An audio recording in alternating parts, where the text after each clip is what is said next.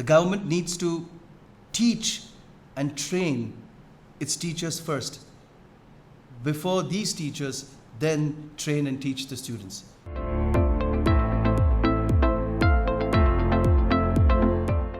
Hello ladies and gentlemen, my dear friends, welcome back to our channel, and today we'll be discussing on something which is probably driving the entire academic industry out of his feet. We are worried, we are highly curious, we are wondering what is going on. There is pandemic happening everywhere, and if you're wondering what I'm talking, we're talking about the NEP that has just been launched by the Ministry of Education, which is the National Education Policy. Question for everybody having in their minds is, what is NEP, and will I be affected? Will I be destructed? Will I be afflicted, or will I augment with this kind of policy? Now, you see, this is a regular policy that usually the government does in terms of improvising and augmenting learning policies based on the political, economical, sociological, technological changes that usually happens in the country. Now, you see, this is an inevitable part of government policies.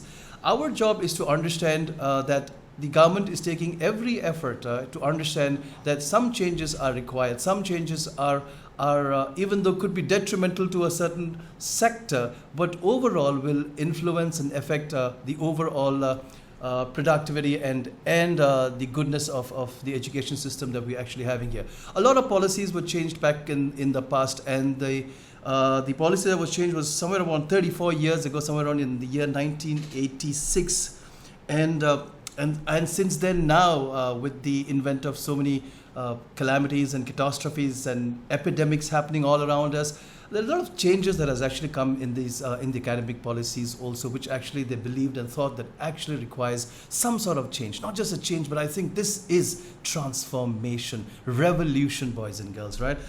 What they have done first thing is they have change the 10+2 policy, which I'm very happy, because you see, we always lived in that fear. Every student till now, till the year 2020, lived in the fear what will happen to him or her with his 10th and 12th results. We were sort of nurtured in this fear. Now that fear will go off, because the government is now focusing on a 5+3+3+4 sort of a policy, which means your early education will start at the age of 3, and more on emphasis on practicality of education will be focused on. People will talk in terms of critical thinking, words like holistic development, words like 360-degree feedbacks. All these new terms, jargons will just be floating on in the air in the name of NEP. What will really come as what will be brought about by NEP is it'll bring in an enormous amount of flexibility in the way education system is treated, right? They will be focusing more in terms of technical and vocational skills. I'll talk about these skills as we move forward.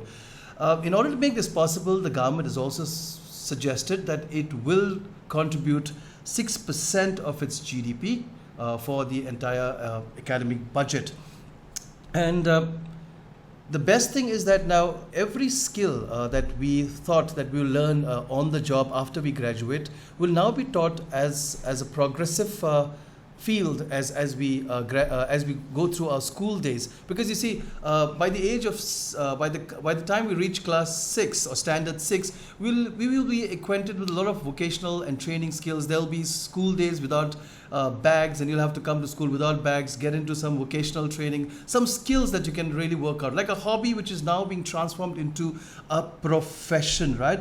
What is also really nice is this 3-year degree course is also going into a breakthrough where you can actually leave your degree in between for whatever reasons that you possibly have, and again rejoin again. So dropouts, words like dropouts, like I couldn't continue or finish my education, will be a thing of the past. So you could like do your first year and move out, and if you don't wish to come back, you'll be given a 1-year certificate with the degree program. When you would do a 2 years program or a 2 years degree, then you will be given a diploma certificate.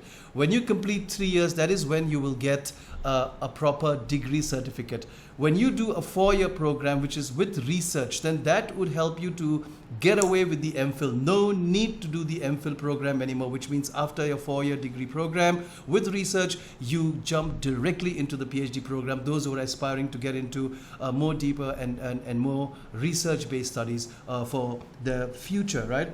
The point here is it also removes the question of and the hassle where most of us were under this fear, under this pressure that I find it difficult to study because there is so much of content and all that content needs to get into my head. I need to memorize. Now you see, the NEP is now moving apart. It is drifting apart from the intelligence which is purely and only and solely based on memorizing. It is going more on terms of analytical skills here. So it is not going on where a candidate or a student will spend his entire month or night before the exam and then cram up the whole thing, and next day you go to the examination center and you regurgitate everything which whatever has been retained in a memory. But what happens is you do regurgitate, you do reproduce the content, but just in sooner time, less than a month, you forget it because there has been no analytical skills associated with it. There has been no professional training. There has been nothing practical that has given you the whole idea or a sense of direction to comprehend, to retain that information and convert that into pure knowledge. But what I worry about is with the NEP and with the government now allowing several foreign universities to actually come into the arena, will that mean that this would annihilate the entire Indian education system and the education institutions? That's a big question mark, which I think the federal or the central government has actually thought about it in the event when there will be hyper competition from very strong competition, which will be coming in and from the international markets, right? The next best challenge that we'll have is again this drift away from English as well, which according to the literature that has been provided actually states that each state can focus on its own regional language, which means if you're coming from one particular region, then you can actually focus on that particular regional language and then move on continuing your studies, your school studies, using that particular or adopting that particular regional language. That's absolutely fine because our country has over 22 regional languages. It's beautiful. It's a kaleidoscope of wonderful, beautiful languages taken together. It's like a rainbow. But the biggest challenge here is that most of the knowledge that is being created internationally in terms of technological development and every new knowledge that has been created and put forth to the world is majorly done in English. Now, if you have a background which is purely regional in nature with very minimal exposure to English, that could pose a challenge. And number two is with so many regional languages, the entire system, our entire new education system will have a great challenge to then try to make homogeneous sense in this entire heterogeneous mix of so many languages. Now, I'll just give you an example. Imagine if you just walk into an ATM machine and you just insert your ATM card, and then there are 22 languages which you need to choose. That would be a little bit hectic to actually figure out how this whole thing works, right? And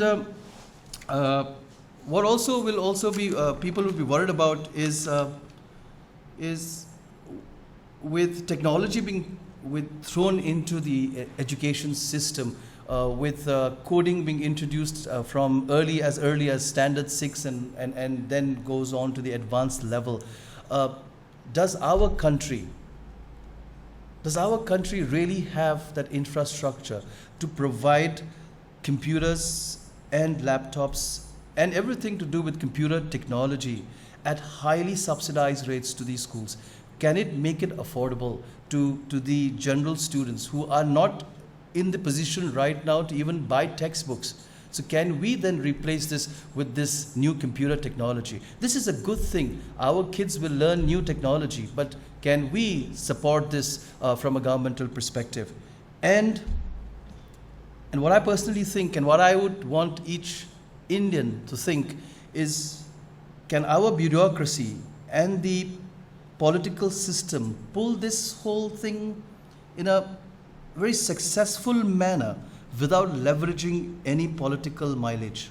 That's a big question that we need to understand and which needs to be answered without looking into other personal gains here and looking holistically into the development of the Indian education system, which has been doing wonders for centuries, which has been an example of how civilization has transformed, and we have given a lot to the world. So it is time that we change, we take in best practices that has been adopted and adjusted in the world by other universities in other countries. So we go unanimous with how the other world and the house of knowledge is transforming and changing and converting and diverging. So it is very important that we then catch with that pace. Slow and steady wins the race. As a thing of the past, lane jumping. Now it's fast and furious, right? The rabbit and the tortoise race was only lost because the tortoise was not focused, because the tortoise was lazy, because the tortoise procrastinated. So if you can work on those procrastinations personally, we can move forward taking this. There is no need to feel worried. Every time there is a change, we all get into some sort of depression and some sort of fear that this whole thing is going to collapse on us and we're going to succumb under this heavy weight. It's going to be difficult. How we'll cope with all these things? But eventually we will. We are human beings. Our brains are capable of changing, altering and adjusting to every change possible as long as there is optimism. You need to catch that optimism. You have to see that this change is important and we really, really need this change because only of this change can a transformation happen. Then only can, as a country, we move from a developing status to a developed country. We have been hearing this word of India being a developing country for quite some time. We need to change this whole concept and then and change this developing into the word developed. We need to develop, and education apparently is the backbone of every developed nation. And the NEP is trying its best, is holding the noble intentions to then transform and remove and rationalize certain procedures which may, in their view, is redundant at this point of time. So rationalization means we add up something in some places, and some places where it is not required, we remove them. But we also need to understand that this excessive indulgence or this overindulgence of technology should not result into dilution and contamination of the essence and the vulnerability and the majesty of the academic content, which also needs to be taken very good care of.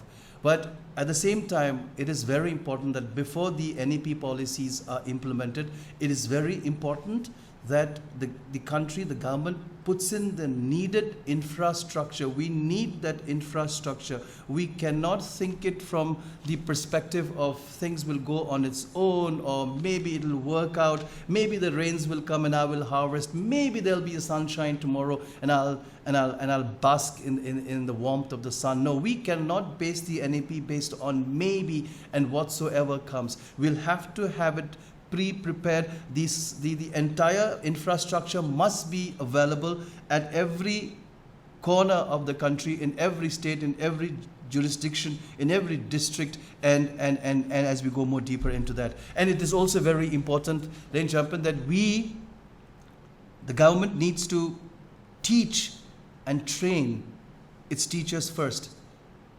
Before these teachers then train and teach the students. So this is very important. And because of this, there is this wonderful thing that is also being introduced, is that the evaluation. How do I know I'm doing good? So earlier it was just my teacher, one individual who would decide my fate, who would say that I am a good student and I am not a good student. But now they've sort of expanded it. They've given this, the whole idea of individuality and accountability and responsibility to every individual who is involved in the academic system. So now, along with the teachers, an individual student will evaluate himself or herself to figure out where he or she has reached over the past 1 year. What has she learned? What has he learned over the past 1 year? What are the special qualities that you have developed, inculcated over these years? What are the qualities that you still need to work on? What are the things that you think are not required and redundant? And at the same time, there'll be a peer-to-peer evaluation as well. So overall, this whole concept at this point of time where we are right now in 2020, it is theoretically heading to something really phenomenal. What we need to see is that this works in the best vested interest of every individual who is committed to academics, and then there has to be this relentless support from the administration.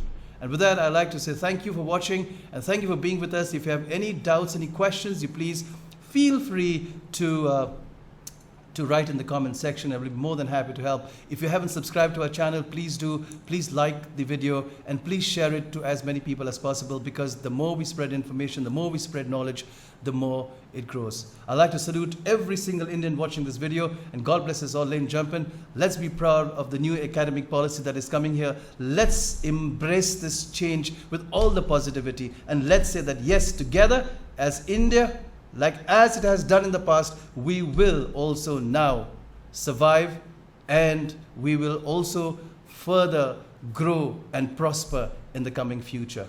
Thank you very much. Jai Hind.